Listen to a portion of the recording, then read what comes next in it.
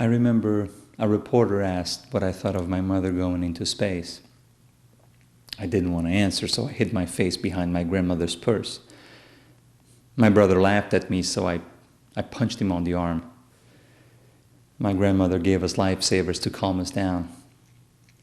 I told her I wanted a cherry, so she peeled the paper all the way down until she found one for me. I took it and put it in my pocket for later. Then my mother joined us, and she let me hold her hand while she was talking to the reporters. I played with her wedding ring, and I felt very proud that I was one of the few people that was allowed to touch her hand. She was showing the reporters some of the things that she was taking with her into space. She had a journal, and in the journal was a bookmark that I made for her. I had drawn a picture of a rocket and stars and Saturn with the rings, and I ironed it between two pieces of wax paper to protect it from the gamma rays. Then she showed the reporters something else, something her students had made for her. And I was jealous. I wanted to give her something else. So I reached in my pocket and I took out the lifesaver. It was all fuzzy from the lining in my pocket. And so while my mother and the reporters talked, I tried to make the lifesaver presentable. I told myself that if I didn't remove all the lint from that lifesaver, my mother wouldn't come back. Then finally my mother crouched down beside us and she was wearing her blue spacesuit. She was so beautiful. Suddenly I couldn't grasp that was the same person that every morning sliced banana in my granola. My grandmother kept saying, "Say goodbye, honey. Say goodbye to Mommy."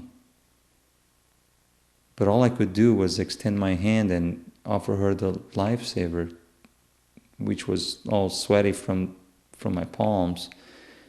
And she took it and put it in her pocket, so I knew everything was going to be all right.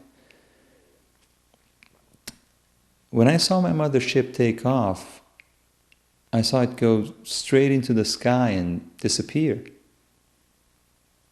When my grandmother told me that my mother had gone to heaven, I thought that heaven was a part of outer space. I was excited because I thought that my mother would come back with all sorts of neat presents like a plastic harp or a pair of angel wings.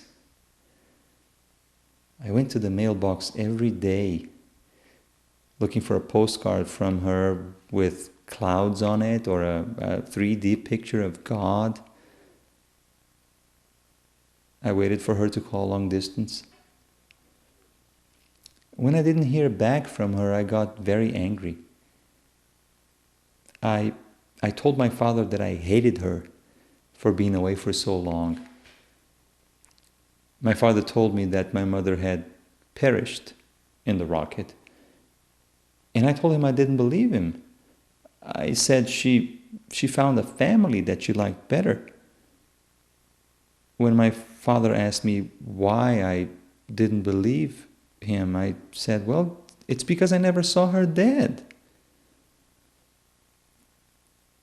I gave myself 5 reasons for why my mother didn't come back. 1, I hit my brother on the arm.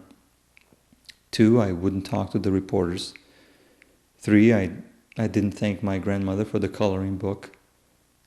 4, I wouldn't let my father hold me. And 5, I don't think I removed all the lint from the lifesaver.